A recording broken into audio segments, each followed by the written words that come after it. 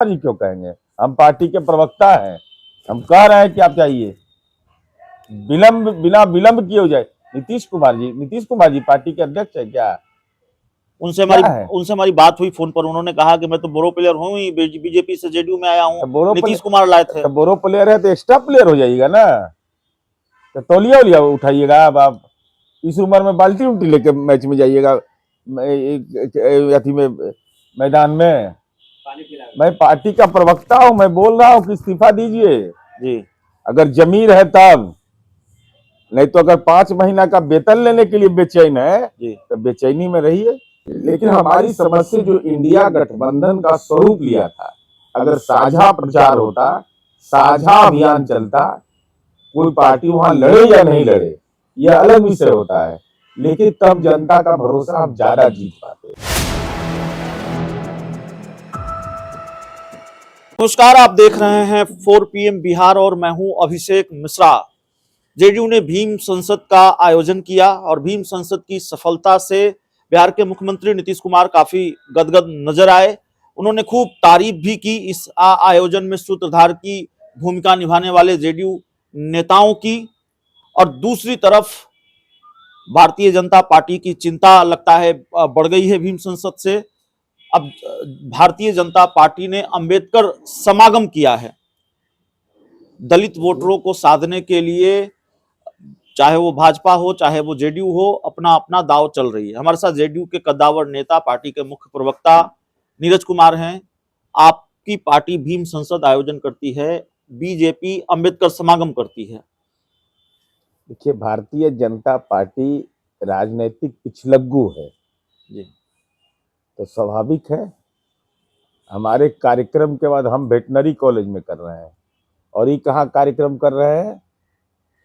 Miller school के मैदान में।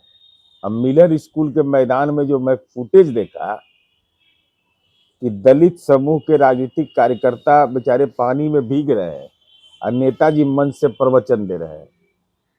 अब कितना लोग आया होगा अंदाज कर लीजिए संख्या बल के हिसाब से। और अंबेडकर का अपमान और सावरकर को सम्मान, मैंने संविधान निर्माता डॉक्टर भीमराव अंबेडकर ने संसदीय व्यवस्था को जन्म दिया। नए संसद भवन के शुरुआत में सावरकर को अगरबत्ती नरेंद्र मोदी दिखा रहे हैं। मोड़घाची, जी जो मोड़घाची जाति के हैं, और ये अंबेडकर को नहीं दिखा रहे हैं, डॉक्टर भीमराव अंबेडकर के प्रति इनका सम्मान नहीं। और इस सब का बार बार यह दावा करते हैं कि जो 70 वर्ष में नहीं हुआ वह मैंने कर दिया। 70, हाँ नरेंद्र मोदी जी आपने वह काम किया। 70 वर्ष में यह पहली बार है कि देश में जनगणना नहीं हुआ। छोड़िए जातिगत जनगणना, सामाजिक आर्थिक जनगणना, जनगणना नहीं होने से जो दलितों को लोकसभा और विधानसभा में मिलने वाला जो उनका संवैधानिक हक है आरक्षण का, उस पर संवैधानिक संकट पैदा कर दिया। अब बहाना क्या बनाए? कोविड का। तो दुनिया के 83 देशों में तो हो गया, अमेरिका में हो गया, पाकिस्तान में हो गया, अफगानिस्तान में हो गया, सब जगहों पर हो गया। आप क्यों नहीं करा पाए? इसके पीछे आपकी राजनीतिक मंशा साफ साफ है। और हम यह उम्मीद करते थे कि डॉक्टर भीमराव अंबेडकर को मानने वाले ही जगजीवन राम थे ना, तो उनके नाम के आगे बाबू जगजीवन राम लगा हुआ था। 1989 से संभवतः देश के अंदर में बाबू जगजीवन राम छात्रावास योजना चल रहा था, वह नरेंद्र मोदी जी ने बंद कर दिया। तो दलितों, और बिहार और पंजाब में दलितों की सबसे बड़ी आबादी है। लेकिन जब आप देखिएगा जो भारत सरकार ने पैसा जारी किया है, उसमें देखिएगा कि बिहार और पंजाब के लिए भी पैसा दलित हॉस्टल के लिए नहीं है। भाई क्या कर रहे हैं आप देश के अंदर में प्रतीक के रूप में कि हमने भारत रत्न दे दिया। ये बतवा कौन बोलेगा कि रामनाथ कोविंद से छुआ रहा था नए संसद भवन का शिलान्यास? यह क्यों नहीं बताते हैं? आप ही की पार्टी के एक सांसद हैं, उनका मोदी प्रेम खासकर बड़ा जगजाहिर है। आजकल वो कह रहे हैं मोदी है तो मुमकिन है। सीतामढ़ी से सांसद सुनील कुमार पिंटू की बात कर रहे हैं। अरे भाई, तो उनको क्या दिक्कत है? 3200 करोड़ रुपया हमको लगता है कि राम मंदिर के लिए अयोध्या में बना। तब 3200 करोड़ देता ना यहाँ सीता की जन्मभूमि के लिए। तब मन अगर बेचैन हो तो आत्मा जहाँ तृप्त होता वहां चले जाइए। अब विलंब कहीं कारण कीजिए, अंतिम कष्ट तक आनंद ले रहे हैं। कह रहे हैं कि नीतीश कुमार कह देंगे तो सांसद ही छोड़ देंगे। नीतीश कुमार जी क्यों कहेंगे, हम पार्टी के प्रवक्ता हैं, हम कह रहे हैं कि आप चाहिए विलंब, बिना विलंब किए हो जाए। नीतीश कुमार जी पार्टी के अध्यक्ष है क्या? उनसे है? हमारी बात हुई फोन पर, उन्होंने कहा कि मैं तो बोरो प्लेयर हूँ ही, बीजेपी से जेडीयू में आया हूँ, नीतीश कुमार लाए थे। तो बोरो प्लेयर है तो एक्स्ट्रा प्लेयर हो जाइएगा ना, तो तौलिया उलिया उठाइएगा। अब आप इस उम्र में बाल्टी उल्टी लेके मैच में जाइएगा, अथी में मैदान में। मैं पार्टी का प्रवक्ता हूं, मैं बोल रहा हूं कि इस्तीफा दीजिए जी। अगर जमीर है तब, नहीं तो अगर 5 महीना का वेतन लेने के लिए बेचैन है तो बेचैनी में रहिए। एक आखिरी सवाल है, माफ कीजिएगा, कांग्रेस की 3 राज्यों में, महत्वपूर्ण राज्यों में हार हुई है, मध्य प्रदेश, राजस्थान, छत्तीसगढ़, क्या वजह मानते हैं?